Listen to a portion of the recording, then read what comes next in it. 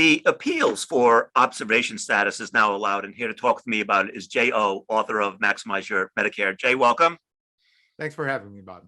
Pleasure. So, what is the appeals for observation status, and now that it's allowed, what do we need to know about it? So for the newcomers to Medicare, let's first explain observation status. When you go into a hospital, you can be admitted as an inpatient, and that is covered by Medicare Part A.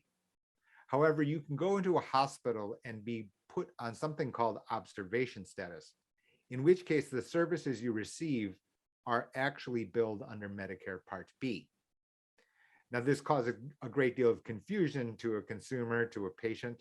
You don't really know what your status has been. Years ago, this has been a huge problem because people would believe that they were under Part A, but actually covered by Part B with totally different cost sharing results. Now you are able to actually appeal whether or not you've been put on observation status, as you mentioned, or whether you've been admitted into a hospital, and in which case you are covered under Part A. This is a new development, a welcome one to some. Right. And I imagine when folks go into a hospital, they're probably completely unaware that they may be admitted under Part A versus Part B or not. You're absolutely right, Bob.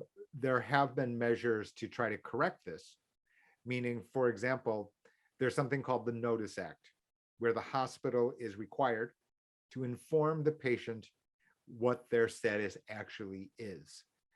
That has also been accompanied by something called the 2 midnight rule, where if you stay across 2 midnights, then you're presumed to be inpatient.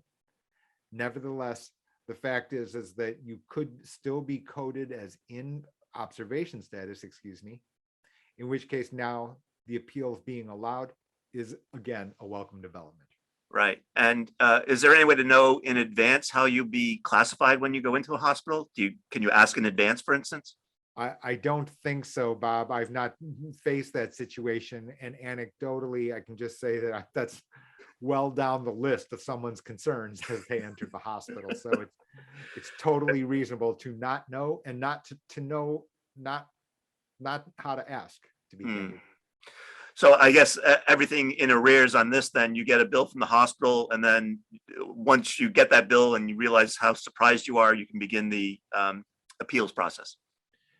Perhaps. Now, let me just mention that for persons who are under Medigap, that the most that it could hurt you, meaning the most your exposure could be, would be the Part B deductible.